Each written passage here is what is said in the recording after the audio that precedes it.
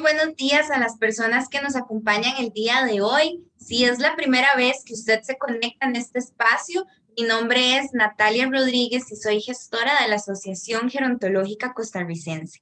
El día de hoy nos acompaña Noralía Mora. Ella es psicóloga de la Unidad de Acceso a la Justicia del Poder Judicial. Así que sin más, les dejo con Noralía. Buenos días a todos y todas, mucho gusto de estar aquí. Hablaba ahora con Natalia acerca de la importancia de tener estos espacios, ¿verdad? Para entender mejor nuestros derechos. Yo traje una presentación, vamos a hablar un poquito acerca de lo que es la Comisión de Acceso a la Justicia y estoy viendo que por ahí está también doña Deyanira Martínez, que es la coordinadora de la Subcomisión para el Acceso a la Justicia de Personas Adultas Mayores. Así que en cualquier momento, doña Deyanira, que quiera participar, ahí bienvenida. Entonces, como les decía, tenemos la Comisión de Acceso a la Justicia, ¿verdad? Ahora les voy a hablar un poquito más acerca de lo que es la comisión. Y la Unidad de Acceso a la Justicia es como decir el ente ejecutor, ¿verdad? Necesitamos no solamente la parte ideológica, la parte que plantea las propuestas, que innova en relación con justicia, sino también la parte ya práctica, ¿verdad? La parte ejecutora. Les traía un video, vamos a ver si también, aquí estamos, ¿verdad? Estas son las personas que integran, son más, pero digamos, en la Comisión de Acceso a la Justicia está integrada estratégicamente por todo el Poder Judicial y actualmente está coordinada por el magistrado don Jorge Olazo, que ahí les traje la foto, porque no solamente es un sol de personas, sino también muy accesible y él está siempre muy comprometido con todo lo que tiene que ver con el acceso a la justicia de las poblaciones en condición de vulnerabilidad. Y precisamente, como les decía, la comisión está integrada por todos los sectores del Poder Judicial. Ya vamos a ver un poquito más a qué me refiero con eso, ¿verdad? La parte de los jueces y juezas, la parte de fiscales y fiscalas, la parte también de la defensa está incluida y la parte también técnica, por decirlo así, psicólogos, trabajadores sociales y demás que trabajan como apoyo a la administración de justicia. Voy a presentarles un video. Bueno, este es un video cortito que habla acerca de lo que es la Comisión de Acceso a la Justicia. Espero que les guste.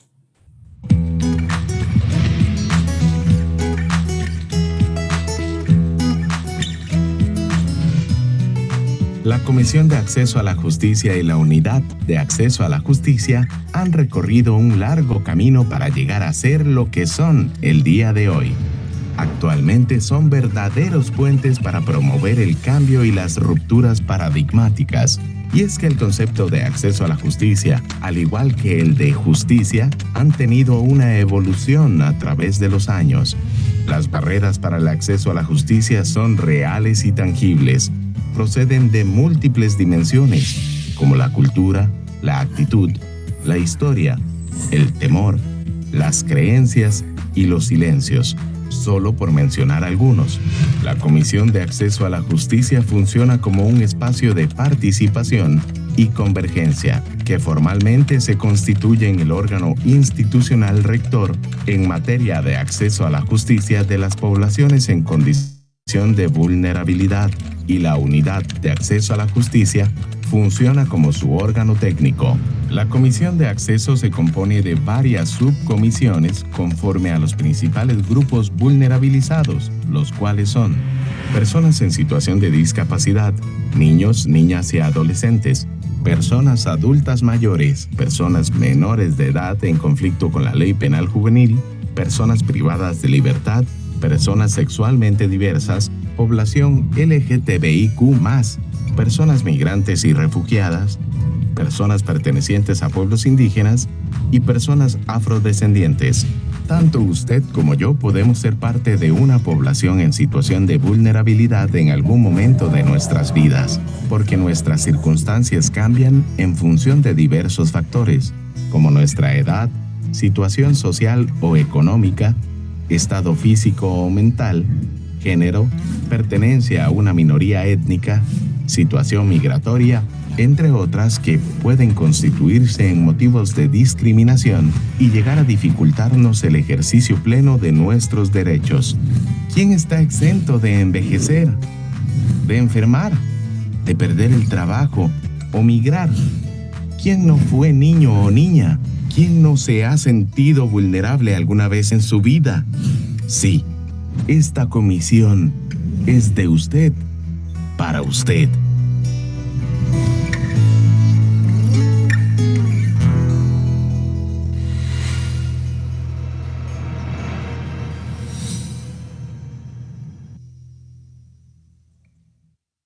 Bueno, quisiera rescatar un poquito acerca del video. Aún somos poquitas personas, entonces es más bonito hacer la parte de comentarios y demás, así que siéntanse en total libertad de hacer tal vez algún comentario en el chat, ahí los vamos a ir retomando. En realidad del video quisiera rescatar varias cosas, ¿verdad? No sé si les ha pasado alguna vez que cuando uno llegaba al Poder Judicial, ¿verdad? Para empezar esos edificios, ¿verdad? Para luego ese montón de oficinas, ese montón de gente.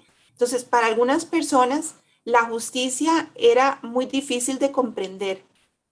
Incluso muchas veces cuando llegaban a pedir ayuda, encontraban una serie de barreras, ¿verdad? Por ejemplo, si yo tengo discapacidad, si hay alguna condición de discapacidad, no teníamos ni siquiera, qué sé yo, puentes específicos, ¿verdad? Las rampitas para poder llegar. Y una parte muy importante que a mí me parecía muy significativa era que si yo tenía una dificultad motora, no sé si ven las grandes escaleras que hay para ingresar a los tribunales de justicia, en especial, digamos, al edificio de la Corte Suprema de Justicia, que es muy imponente y que tiene esas escaleras tan bonitas. Pero ¿qué pasaba con las personas que tenían esa dificultad? Entonces tenían que entrar por la parte trasera de la justicia. ¿Y qué pasa con esto, verdad? Que es como ir adquiriendo esta parte de derechos también implica que se nos reconozca la importancia de entrar por la puerta grande, ¿verdad? Y eso es lo que queremos en la Comisión de Acceso a la Justicia. Por eso decimos que la comisión es de ustedes y para ustedes, es de todos nosotros, porque desde que nacemos envejecemos, así que estamos en constante cambio, ¿verdad? No soy la misma que hace 10 años, ustedes tampoco. Y en determinado momento no sabemos cómo pueden cambiar nuestras circunstancias. La presentación, la comisión está integrada por diferentes sectores claves del Poder Judicial, ¿verdad? Eso es muy importante para nosotros y tiene su origen en lo que son las reglas de Brasilia. Para explicarles así rápidamente de qué se trata eso, es que esta percepción que se tenía acerca de la justicia, una justicia, ¿verdad?, a la que era difícil de acceder, a veces incomprensible, incluso con otro lenguaje, ¿verdad? A veces no entendíamos lo que nos estaban diciendo. Y por ahí hay una historia real de una persona que estaba escuchando la resolución y lo absolvieron, pero por la terminología que utilizaron, la persona se asustó tanto que salió corriendo y tuvieron que perseguirlo. Y entonces donde lo traían de vuelta le dijeron, pero ¿por qué usted está tan asustado? Dice, es que me estaban diciendo tal cosa. Dice, sí, lo están absolviendo. O sea, usted está siendo declarado inocente. Pero eso demuestra cómo había muchísima dificultad para la gente, ¿verdad? Para entender. Y entonces estaban siendo voy a utilizar una palabra no existente, desapropiadas de su propio proceso, ¿verdad? Entonces, era muy importante retornar eso a la gente, ¿verdad? Entonces, eso se da desde muy diversos ángulos, ¿verdad? Hay muchas corrientes que de alguna manera hacen una crítica al cómo está establecido el sistema en este momento, el sistema de justicia. Y bueno, resulta que en el 2008, en una cumbre judicial iberoamericana, que se realizó en Brasil, por eso su nombre de Reglas de Brasilia, se aprobaron las 100 reglas prácticas de Brasilia sobre el acceso a la justicia a poblaciones en condición de vulnerabilidad. Es decir, que ahí las personas que representaban los diferentes poderes de justicia manifestaron esa preocupación acerca de que la justicia no estaba haciendo lo que se quiere, ¿verdad? No había una igualdad al administrar justicia y no estaba llegando a las poblaciones, a nuestras poblaciones más desfavorecidas. Las poblaciones que están en una situación de vulnerabilidad no podían acceder a esta. Entonces, se elaboraron unas reglas básicas, ¿verdad? Y se retomaron algunas poblaciones que se consideraban vitales. Entre ellas tenemos, ¿verdad? Los que vieron en el video, niños, niñas y adolescentes, personas adultas mayores, pueblos indígenas, personas en condición de discapacidad.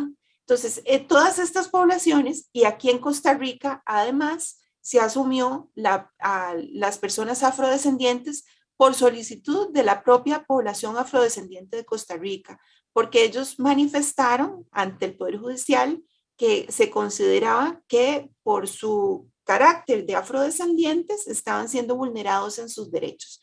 Entonces también se les cobijó bajo esta parte, ¿verdad?, de poblaciones en condición de vulnerabilidad a los que el Poder Judicial de Costa Rica intenta de alguna manera acceder, ¿verdad? Como quien dice, estas barreras que tenemos que ver de qué manera las eliminamos para que las personas puedan acceder adecuadamente a la justicia. Estas reglas son una práctica cotidiana de todas las personas que trabajamos en el Poder Judicial y tenemos que tener conocimiento de ellas porque si no, algo queda en el escritorio, en una gaveta, pero entonces estas son reglas que necesitamos llevar a la práctica para su adecuado funcionamiento. Como vemos, ¿verdad? ¿Quiénes las aplican? Todo el mundo, desde la policía, otros operadores de justicia que intervienen, defensores y defensoras públicas, fiscales y fiscales, jueces y juezas, todos tenemos que aplicar las reglas. Entonces, y se hacen con una cierta periodicidad, porque igual que hablábamos que nosotros cambiamos con el tiempo, igual las necesidades que tiene una población en específica puede cambiar con el tiempo.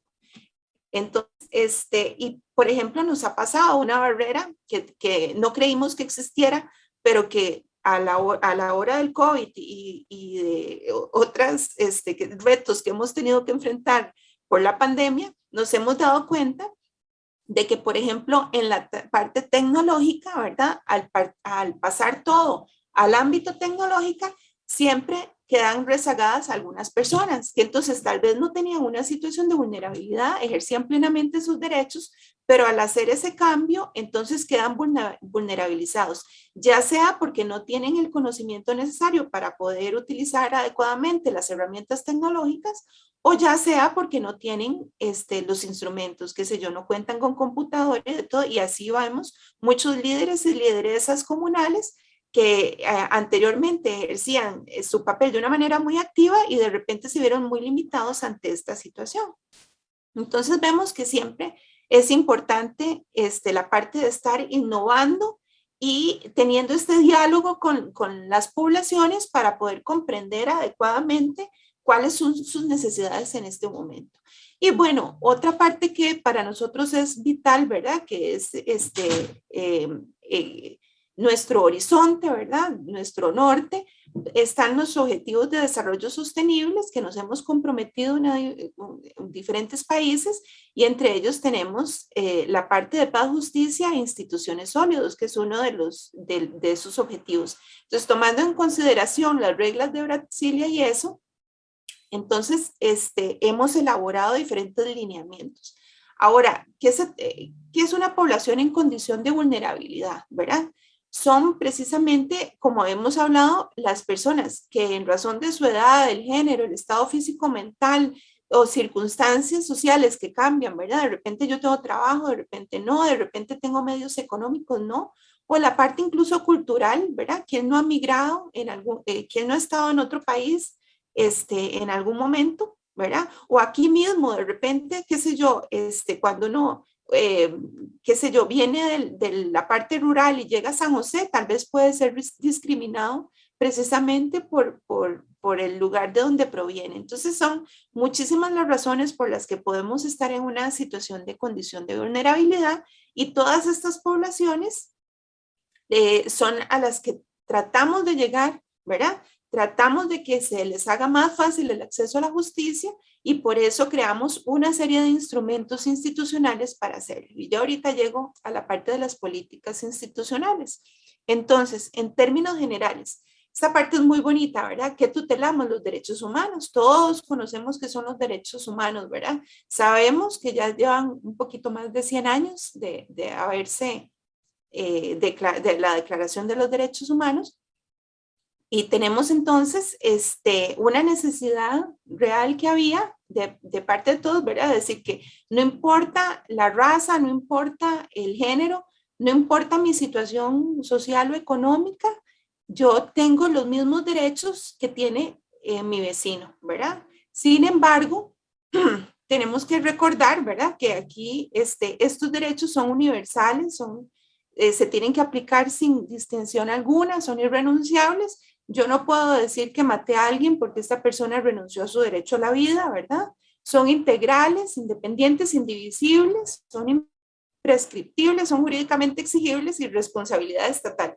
Y esta parte es muy importante porque de repente, ¿cómo podemos hacer valer un derecho si nosotros no tenemos conocimiento de que lo ejercemos, ¿verdad? Entonces, o si se nos obstaculiza, es decir, el derecho ahí está, usted lo tiene, pero los procedimientos para poder hacer ese derecho son tan complicados que a ratos hay mucha gente que va a quedar por fuera. Entonces, rescatemos esta parte de la responsabilidad estatal y no dejemos únicamente la parte de jurídicamente exigibles solamente para estas poblaciones. Es decir, antes eran las poblaciones las que tenían que ver de qué manera hacían valer sus derechos, pero entonces ahora vamos a cambiar el asunto y vamos a equilibrarlo. Ahí está también la responsabilidad estatal. Entonces también las instituciones tienen que ver de qué manera pueden llegar a las personas. Entonces, vemos ya en lo que tiene que ver con el derecho de acceso a la justicia, que está incluso dentro de nuestros objetivos de desarrollo sostenible y que está dentro de lo que son derechos humanos, ¿verdad? Entonces, vemos que es un derecho, ¿verdad? La justicia es un bien público del que tienen que gozar todas las personas sin distinción, ¿verdad? No tiene que haber ningún tipo de discriminación por las razones que ya hemos mencionado. No se circunscribe tampoco a la existencia de recursos judiciales, ¿verdad? Sino que estos tienen que ser idóneos para poder velar porque este derecho se cumpla. ¿Qué quiere decir esto, verdad? De que no se puede aducir de que no tenemos los recursos para hacerlo, de que no tenemos la ley que se pueda aplicar y demás, sino que de alguna manera tenemos que hacer algo para cambiar estas situaciones. Y el acceso a la justicia debe tener una respuesta judicial efectiva y oportuna. Entonces, para esto, que hemos venido destacando, ¿verdad? Se tienen que eliminar todas las barreras que impidan precisamente la protección de estos derechos humanos, ¿verdad? Que les son atribuibles a toda persona. Y esto comprende la idea de hacer accesibles los recursos judiciales, sencillos, rápidos, imparciales y no discriminatorios, ¿verdad? Desde hace mucho rato hemos escuchado este eslogan, ¿verdad? Justicia pronta y cumplida, pero entonces es importante operacionalizarla, ¿verdad? Tenemos que verlo como creando las herramientas para poder hacer un análisis de que esto efectivamente se cumpla. Entonces ya hemos visto un poco qué es la discriminación, ¿verdad? Vamos a ver entonces quién es más propenso a ser sujeto de discriminación y quién discrimina y cómo, ¿verdad? Entonces, la discriminación ya lo dijimos, ¿verdad? Es cuando vemos a las personas diferentes y ahí están los muñequillos, ¿verdad? Todos son de un color, el otro diferente y siempre, como somos seres sociales, en algún momento no vamos a calzar en determinado grupo, ¿verdad? El problema aquí es que a veces hay discriminaciones que son, por decirlo así, positivas, ¿verdad? Que son acciones positivas, que tienen que ver con, por ejemplo, cuando decidimos que para contratar a una persona, esa persona va a tener un tipo de discapacidad. Entonces son más bien para favorecer a las poblaciones que históricamente han sido discriminadas. Pero en general, en el ámbito común, ¿verdad? La discriminación se hace precisamente a las personas que son diferentes, las que no calzan, ¿verdad? Entonces, como se hablaba, podemos discriminar por razones, por ejemplo, de que son personas que han migrado a nuestro país. Podría ser que no tomamos en consideración los derechos de personas menores porque hablan por ellos o por ellas, ¿verdad? No tienen su voz propia. Entonces, este tipo de cosas tiene consecuencias negativas. Limita las oportunidades que tienen para acceder a la justicia y para la apropiación plena de sus derechos, ¿verdad? Y la ejecución plena de sus derechos. Y también tienen un impacto en el ordenamiento y funcionamiento social, ¿verdad? Ahí lo vemos. Entonces, aquí les dejaba esto, ¿verdad? Por ejemplo, cuando tratamos igual lo diferente, podemos creer que somos justos. Entonces decíamos, no, la justicia es igual para todos. Pero ¿a ustedes les parece que uno pueda decir que a todos estos animalitos, si el examen es que se suban al árbol, que van a salir bien, ¿verdad? Entonces es lo mismo, tenemos que tratar las cosas diferentes. Entonces vamos a hablar de lo que es el principio de igualdad, ¿verdad? Que es el artículo 33 de la Constitución Política que dice que somos iguales ante la ley, ¿verdad? Entonces se trata de que es un criterio de justicia, no de semejanza. No es que tenemos que ser nosotros iguales de verdad, sino que tenemos que ser percibidos iguales ante la ley. Reconocer el mismo valor a las personas diversas, ¿verdad? Todas las personas integrantes de una sociedad. Y más allá de la igualdad formal, estamos hablando de que hay una equidad. Esto quiere decir que atendamos las necesidades de las personas particulares. Y aquí viene el otro ejemplo diferente al anterior, ¿verdad? Si vemos en el lado izquierdo de la pantalla, se ve donde estamos tratando a todos con igualdad, por decirlo así. A todos les dimos el mismo banquito, la misma cajita para que vean el partido, ¿verdad? Pero si queremos que haya equidad, es decir, que atender las necesidades específicas de cada población, entonces vemos, hay que darle a cada uno lo que necesita, ¿verdad? Entonces aquí sí vemos donde efectivamente el objetivo que sería ver el partido, al final sí se está cumpliendo. Y luego, nada más quería mencionarles un poquitito, porque se usa mucho este término de la interseccionalidad. Y precisamente, más allá de la parte teórica, ¿verdad? Que habla, es que, por ejemplo, para hablar de vulnerabilidades también hay una sumatoria. Es decir, no es lo mismo ser mujer a ser mujer, por ejemplo, indígena y a tener alguna discapacidad, o a ser también mujer indígena y persona mayor, ¿verdad? Entonces, o mujer afrodescendiente y niña, ¿verdad? Entonces, en el caso, digamos, mujeres, igual con los hombres, no es lo mismo ser hombre nada más, ¿verdad? A ser hombre, migrante, perteneciente a una etnia diferente, por ejemplo, o con algún tipo de discapacidad. Entonces ahí es donde se habla de que no podemos tratar a las categorías así como si fueran un todo completo, las mujeres, las personas afrodescendientes, las personas indígenas. Y entonces vemos cómo en un taller que realizamos dentro del Poder Judicial establecimos ciertos obstáculos que hay en el acceso a la justicia, ¿verdad? Y ahí se pueden mencionar algunos, ustedes los pueden ver, ¿verdad? Entonces, entre lo que más se mencionaba era esta parte de la falta de reglamentos y procedimientos claros, la ausencia de instancias de administración de justicia en zonas rurales, pobres y marginadas, ¿verdad? Muchas personas tienen que recorrer largas distancias para poder acceder efectivamente a la justicia. Luego también el acceso a las tecnologías de información que hablábamos, ¿verdad? Incluso cuando hay acceso, a veces hay dificultad porque no se tiene conocimiento de cómo se utilizan esas herramientas, ¿verdad? También teníamos falta de abogados o abogadas de oficio de asistencia técnica letrada para las personas, ¿verdad? Un defensor o una defensora que me pueda orientar. También lo que tiene que ver con la celeridad, ¿verdad? Lo que hablamos de la justicia pronta y cumplida, que de repente vemos cómo hay muchos procesos que tienen una tardanza pues increíble, ¿verdad? Hace poco, hace un tiempo salió en el periódico, ¿verdad? Cómo algunos procesos podían tener hasta 10 años de tardanza. Y luego, la parte de muchas barreras que podemos tener también inherentes a las personas que trabajamos en el sistema de justicia y que tiene que ver con la falta de sensibilización o de capacitación o información.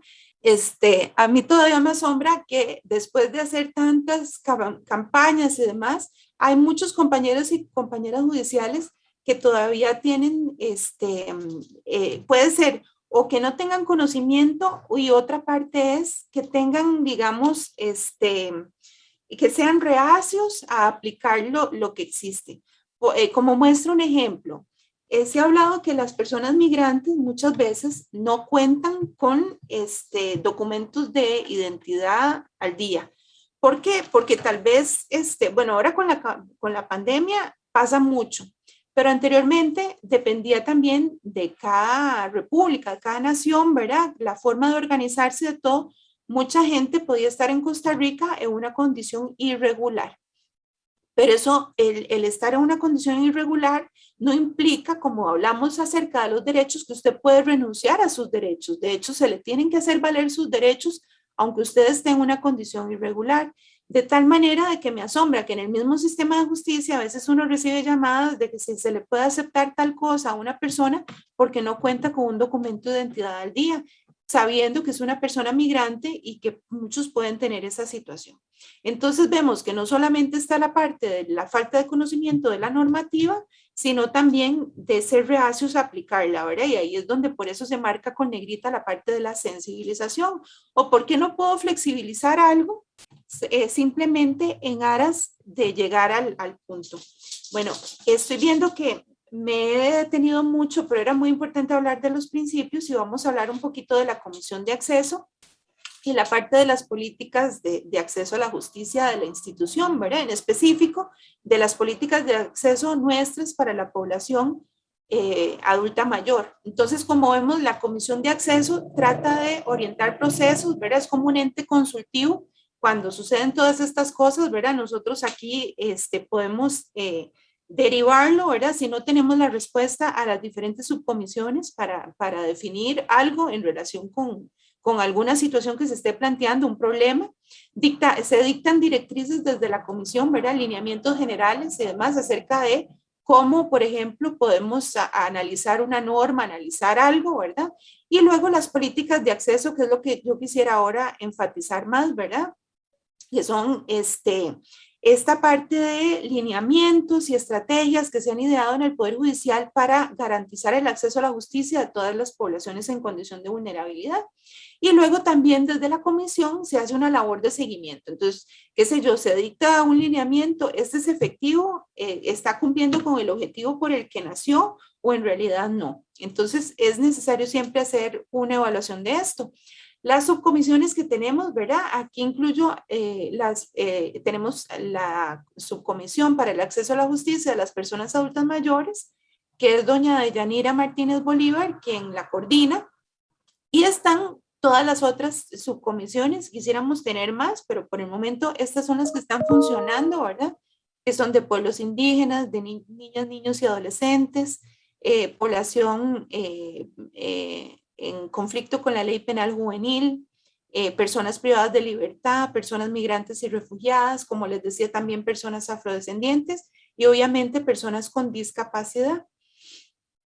Y ahora sí vamos a hablar así acerca de lo que son las políticas de acceso, ¿verdad? Entonces vemos cómo cuando surgen estas subcomisiones, parte de lo que la iniciativa de trabajo es la necesidad de contar con lineamientos generales, reglas prácticas que de alguna manera eliminen nuestras barreras y que puedan posibilitar el acceso a la justicia de todos. Entonces, aquí vamos a hablar un poquitito acerca de lo que es la política pública, ¿verdad? Entonces, es cuando el Estado diseña y gestiona a través de un gobierno y una administración pública con fines de satisfacer las necesidades de una sociedad.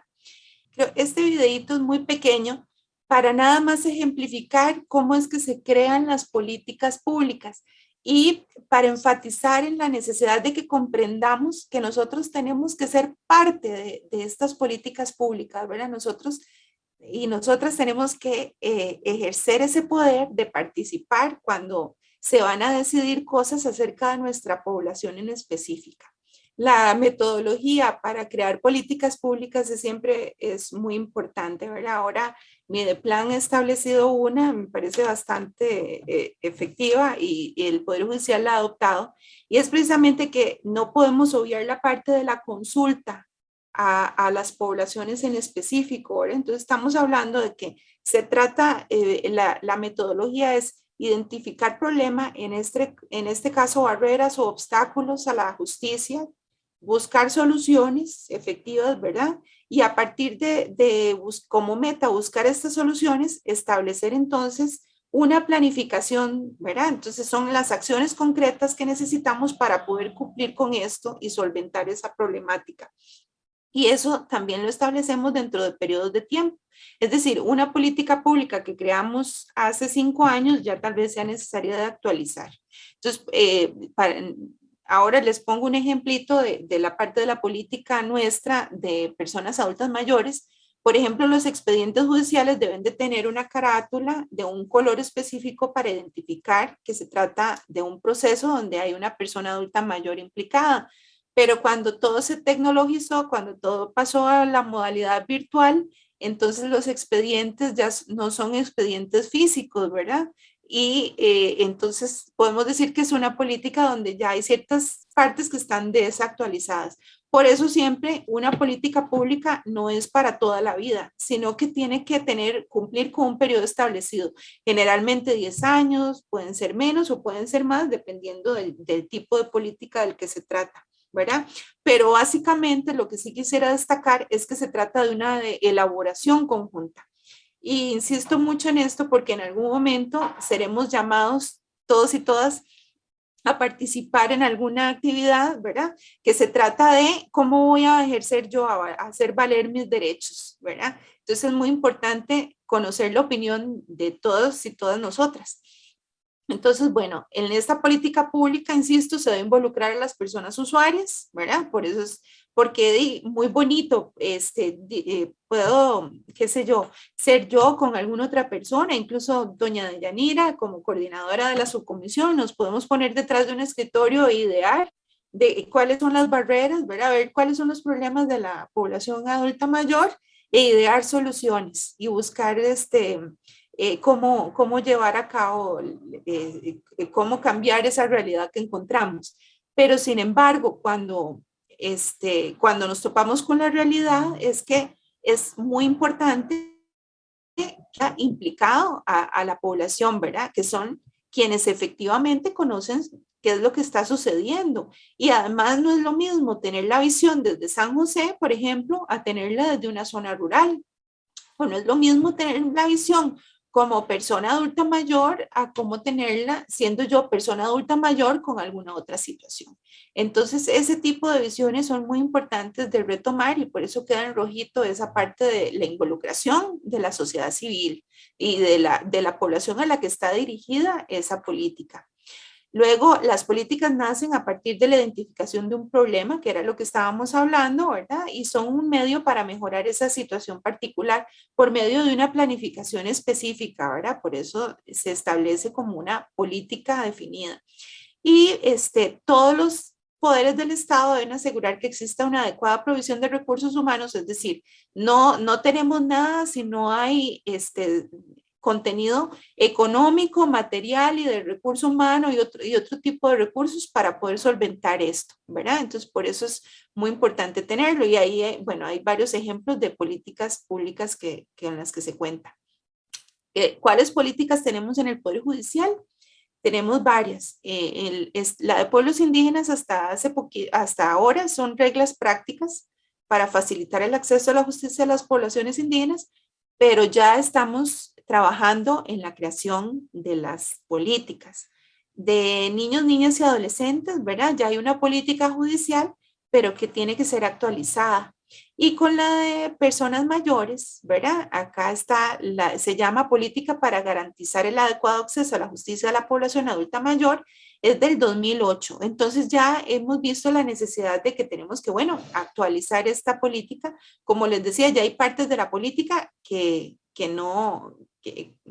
todavía, porque todavía hay alguna parte donde se tienen expedientes físicos, pero en realidad tenemos que hacer cambios a la luz de las nuevas tecnologías y a la luz de los cambios que se han efectuado también en la sociedad y en la forma como hacemos para administrar la justicia. Y luego vemos también que tenemos una política institucional que se llama Derecho al Acceso a la Justicia de personas menores de edad en conflicto con la ley. Está la población diversa, de diversidad sexual, que se llama Política Respetuosa de la Diversidad Sexual. Tenemos la política institucional para el acceso a la justicia de personas afrodescendientes y un plan de acción, que es la única que tiene su plan de acción, y personas privadas de libertad, que se llama Guía para la Defensa Pública sobre el acceso a la justicia de personas privadas de libertad, pero que ya se aprobó por el Consejo Superior que se va a hacer una política actualizada. El objetivo común de estas políticas obviamente es promover acciones, ¿verdad?, para garantizar el acceso efectivo a la justicia de las personas usuarias, tomando en consideración sus necesidades particulares. Y ahí entonces van determinados puntos, ¿verdad?, que tenemos que tener en nuestros planes de acción, ¿verdad?, que estén en relación con el PAO, que es el Plan Anual Operativo, que tengan la parte también que haya una capacitación y sensibilización, es muy importante, la política tiene que incluir eso, ¿verdad? Porque la gente tiene que conocer la política y tiene que aceptar la política. Hay campañas informativas, tienen que darse protocolos, lineamientos y bueno, tenemos una serie de puntos. Vamos a hablar ahora sí, rapidito, de lo que es la población adulta mayor y de la persona mayor, ¿verdad? Sabemos que de acuerdo con convenciones y demás, se define creo que la convención habla de 55 años más o menos, no, 60 años más o menos 5, creo. Ahí cualquier cosa me corrigen. Pero nosotros la definimos como población mayor de 60 años o más, ¿verdad? Tienen, se supone como determinadas características y personalidades, pero que iguales tienen derechos y habilidades, igual también deberes. Y cuando hablamos de personas mayores, podemos decir persona mayor, mujeres adultas mayores, hombres adultos mayores, población mayor. Las características del envejecimiento, ¿verdad? Desde que nacemos envejecemos, entonces es normal, todo el mundo le pasa, es universal, ¿verdad? Es progresiva, yo hoy no soy más joven que ayer, es heterogénea porque alguien, o sea, de mi edad puede haber envejecido diferente a como lo he hecho yo. Es irreversible hasta el momento, dinámica y multicausal, ¿verdad? Tiene mucho que ver mi historia de vida, una serie de asuntos relacionados con la forma como yo he vivido, ¿verdad? Mis hábitos y demás que generan eso. Dependiendo de esos hábitos y de la forma como se viva en la sociedad, puede tener consecuencias negativas, ¿verdad? En la salud mental, como ahí está la ansiedad y la depresión aparte, pero digamos, parte de la salud mental, ¿verdad? Puede ser una persona, dependiendo también de su contexto, ¿verdad? Ya no solamente se trata de que la persona envejece uno, sino también que el medio donde envejece es muy importante. Entonces, hablábamos acerca de que cada quien es diferente, pero si tenemos una sociedad donde si yo soy persona mayor, no tengo muchos lugares a donde ir, no tengo espacios para donde divertirme, no tengo capacidades para, o sea, espacios para aprender y demás, entonces obviamente va a afectarme en muchas áreas de mi vida, ¿verdad? Está mal, ¿verdad? Y ahí sí lo ponemos, ¿verdad? De hablar acerca de lo que es viejito, abuelito, tercera edad, ancianos. Y bueno, tenemos muchos mitos y creencias, ¿verdad? Que por ejemplo, ahora se ha hablado mucho acerca de que la vejez es sinónimo de enfermedad, cuando sabemos que no lo es y ya se está planteando de esa manera, que todas las personas adultas mayores sufrimos de Alzheimer o de demencia, cuando no es así, que todos perdemos autonomía, que cuando en realidad podemos tomar decisiones, ¿verdad? Entonces vemos muchas situaciones que al final se vislumbran también en la parte de justicia, cuando yo quiero hacerme valer mis derechos, por ejemplo, para comprar o vender algo, para casarme, para adoptar, para hacer todas las cosas que yo debería de tener, ¿verdad? Y que no se me debe limitar en función de mi edad o de ciertas capacidades que tenga. Entonces, para eso las políticas retoman la parte que es muy importante, la concienciación, la educación y la sensibilización, ¿verdad? En términos generales, nuestra política, así para explicar brevemente, ¿verdad? Habla acerca de una adecuación de los servicios a las necesidades de las personas adultas mayores. Entonces, por eso se hablaba de que haya una diferenciación cuando se trata de un expediente donde hay una persona adulta mayor implicada en el caso.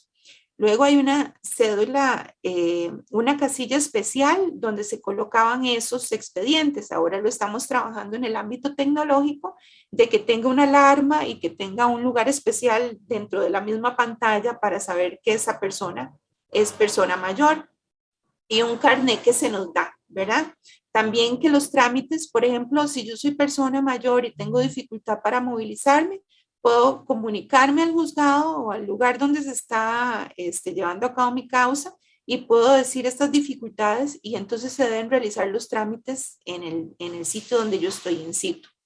Luego lo que se llama trámite preferente, ¿verdad? Que es un trámite, un trato diferenciado, que es un trámite más rápido, por decirlo así, en la resolución y en la ejecución, es lo que tratamos. Y la atención prioritaria, que quiere decir que cuando yo me presento a una instancia judicial, entonces me deben exonerar del turno, es decir, pasarme de primera en la fila, ¿verdad? En lugar de ponerme igual que todos, que era lo que hablábamos, vamos a ser equitativos y no, vamos a hablar de equidad y no de igualdad. Igualdad es que me ponen en el turno número 120, pero equidad es que me van a dar un espacio anterior. Entonces, algunas acciones que están estipuladas dentro de la política, ¿verdad? Es la necesidad de sensibilizar y capacitar a la población judicial, ¿verdad? Para que todos y todas tengamos conocimiento de estas políticas y cómo podemos llevarlas a cabo, cómo podemos apoyar a las personas adultas mayores a facilitarles el servicio que nosotros brindamos, ¿verdad? También en la elaboración de material informativo que estamos realizando siempre constantemente, campañas de información y divulgación.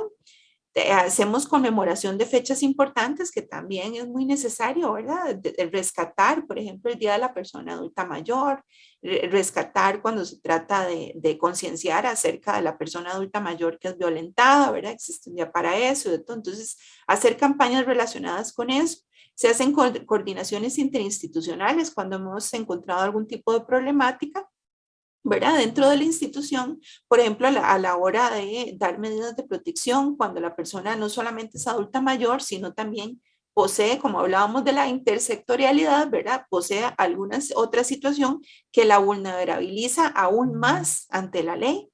Y luego la necesidad de aplicar normativa nacional e internacional y los cursos de capacitación que hacemos.